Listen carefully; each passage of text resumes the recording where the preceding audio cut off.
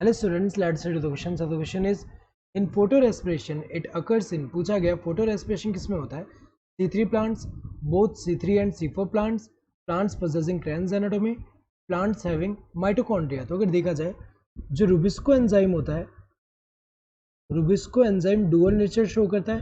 So depending on the condition ये carboxylase activity भी show कर सकता है या फिर ऑक्सीजनेज एक्टिविटी भी शो कर सकता है. सो अगर हम देखें ये जो है, जैसे एग्जांपल अगर हम देखें तो ये carboxylase activity,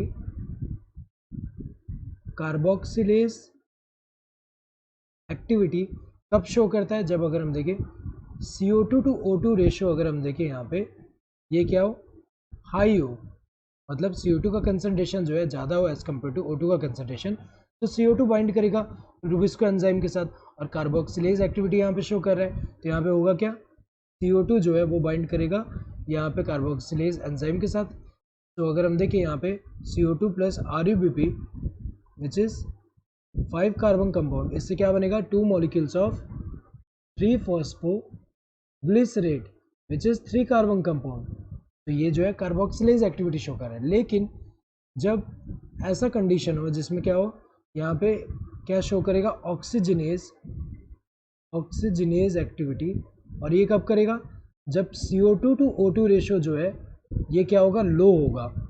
CO2 to O2 ratio लो होगा मतलब O2 का कंसंट्रेशन जब ज़्यादा होगा जो ऑक्सीजन है वो बाइंड करेगा इंस्टेड ऑफ CO2 यहाँ रुबिस्को पे, जिसकी वजह से क्या होगा, यहाँ पे CO2 तो बाइंड नहीं करेगा, जिसकी वजह से क्या होगा, जो RUBP है इसका क्या हो जाएगा, ब्रेक डाउन होगा और क्या फॉर्म करेगा, 1 मॉलिक्यूल ऑफ 3 फॉस्फोग्लिसरेट जो कि 3 कार्बन कंपाउंड है प्लस फॉस्फोग्लाइकोलेट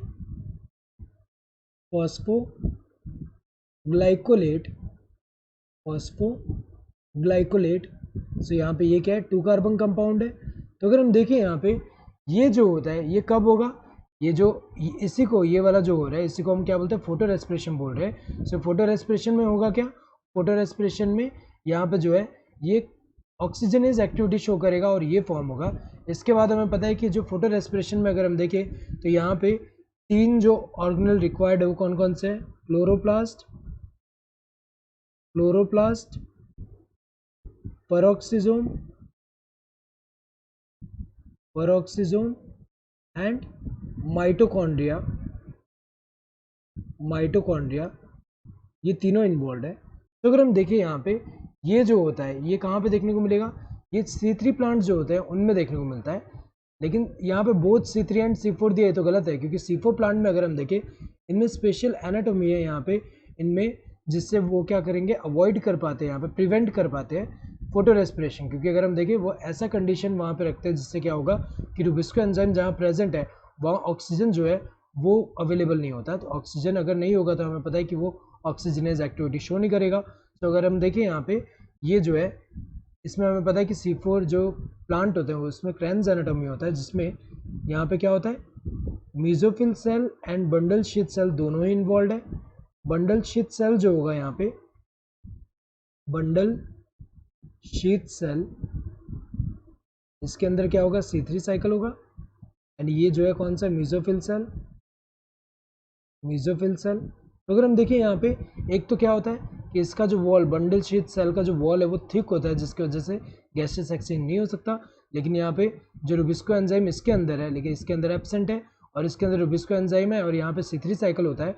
तो कार्बन डाइऑक्साइड तो चाहिए, वो कहाँ से आएगा, वो अगर हम देखें ऑर्गेनिक एसिड के फॉर्म में एंटर करेगा यहाँ पे, मैलिक एसिड की तरह या फिर अगर हम देखें एस्पार्टिक एसिड की तरह. तो अगर हम देखें यहाँ पे ये जो है ये स्पेशल एनाटॉमी जो है वो किस लिए, to prevent photo respiration.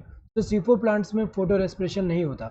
C3 plant में किस कंडीशन में हो सकता है, जब यहाँ पे CO2 to O2 रेशियो जो है वो क्या होगा, कम होगा एंड यहाँ पे जैसे हाई लाइट इंटेंसिटी हुआ ऐसा कंडीशन में. तो अगर हम देखें यहाँ पे ये जो है ये तो गलत दिया हुआ है क्योंकि बोथ दे दिया है, जबकि C3 प्लांट में ही होता है बस.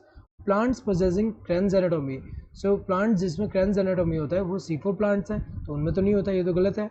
प्लांट्स हैविंग माइटोकॉन्ड्रिया, ये तो गलत है तो माइटोकॉन्ड्रिया तो सारे ही प्लांट में होगा. तो अगर हम देखें यहाँ पे correct answer would be this first one. Hope you understood the question. Thank you and all the best.